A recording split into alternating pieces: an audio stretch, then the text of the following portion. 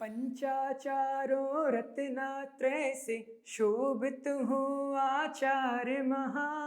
शुभ पथ चलते और चलाते औरों को भी आर यहाँ। बोलिए आचार्य गुरुवर्षी 108 विद्यासागर जी महाराज की जय।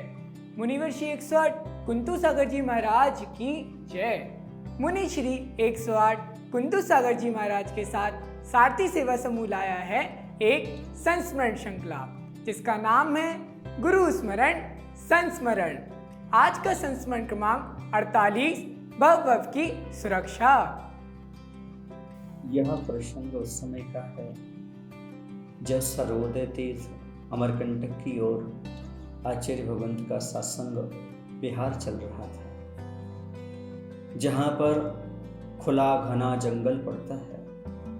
वहाँ नक्सली लोग रहा करते हैं। वहाँ पर अक्सर लोगों को जाने में बड़ा डर लगता है, क्योंकि मृत्यु से सबको भय लगता है। उस समय बिहार के दौरान पुलिस की एक गाड़ी आ गई, जिसमें 8-10 जवान बंदूक लिए साथ में सुरक्षा की दृष्टि से चलने लगे।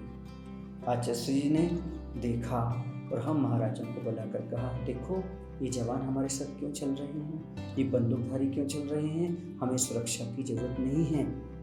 यह देख करके सुन करके पुलिस के जवान भी आचार्य जी पास आ गए और बोले, ये तो हमारी ड्यूटी है महाराज, सरकार का कर्तव्य है।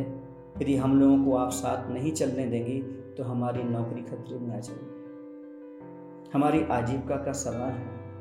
आचार्य जी यह सुनकर के मौन रह गए, कुछ नहीं बोले, क्योंकि उनकी आजीविका का सवाल था। साकों ने भी कहा, हे गुरुवर, ये आपकी व्यवस्था में नहीं बल्कि हम साकों की व्यवस्था में चल रहे हैं। आपके पास तो कुछ है ही नहीं।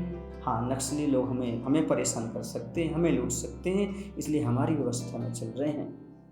आचार्य जी कुछ नहीं बोले, मौन हो गए और नीचे दृष्टि करके नसा दृष्टि करके अपने आगे बढ़ गए। 4 हाथ जमीन देखते हुए आगे बढ़ते चले जा रहे हैं। आगे ऐसा हुआ कि जब एक जिले से दूसरे जिले में प्रवेश होने लगा तो पहले ड्यूटी वाले पुलिस के जवान जाने लगे।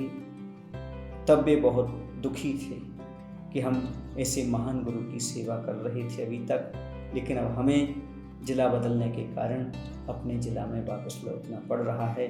हम गुरुदेव के चरणों में आगे नहीं जा पाएंगे। तो उन्होंने आचार्य जी के चरणों में नमन करते हुए और अपनी बात रखी।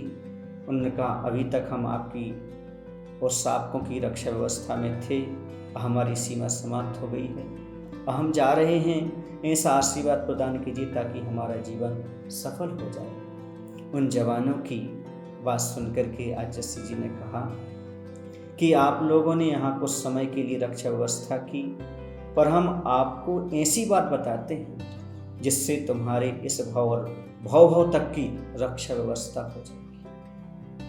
धन्य गुरुदेव, जो भव की रक्षा और व्यवस्था के लिए उन लोगों को कुछ उपदेश दे रहे हैं। फिर आचार्य जी ने उनसे कहा कि आप सप्त व्यसन का त्याग कर दीजिएगा, शराब पीने का त्याग कर दो, जीवन में कभी शराब नहीं पिएंगे, जुआ खेलना बंद कर दो, कभी शहद नहीं खाएंगे, कभी चोरी का माल आदि नहीं लेंगे, रिश्वत आदि नहीं लेंगे। ऐसा उपदेश उन लोगों को दिया।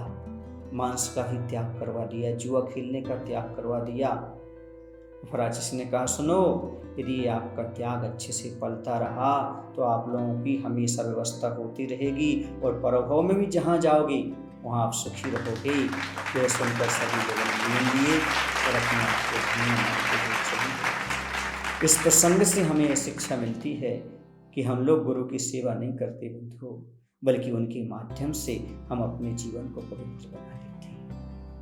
गुरु को उससे कोई प्रयोजन नहीं होता, लेकिन हमारा जीवन पवित्र बन जाता है, अपना ही भला होता है। गुरु से हमें ऐसी शिक्षा मिलती है कि उनकी सेवा से ऐसा पुण्य बंध होता है कि हमारे भव के बंधन कट जाते हैं, भव सुधर जाते हैं और अंत में हम भव सागर से पार उतर जाते हैं। धन्य गुरुदेव, जो छोटा सा कोई उनके प्रति भला करता है तो उनके भव का भला करने का वो सोचते हैं। ऐसे विशाल हृदय वाले मुनि महाराज, धन्य है ऐसे आचार्य परमेष्ठी जो सभी के कल्याण के लिए उपदेश देने के लिए हमेशा तत्पर रहते हैं। दूसरे का हित का संपादन करना ही जिनकी चर्या का उद्देश्य है।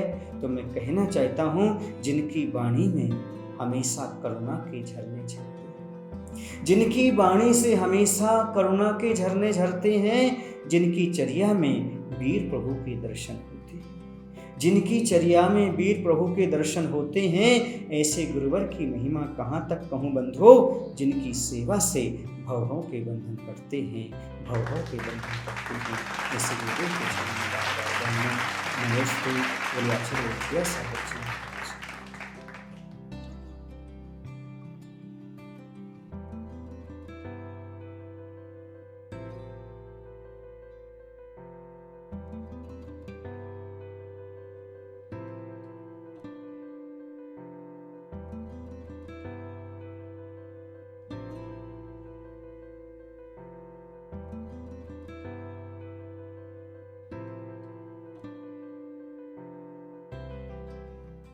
पावर बॉडी केयर अश्वगंधा के गुणों से भरपूर। दे अपने परिवार को वो सुरक्षा जो उनका हक है।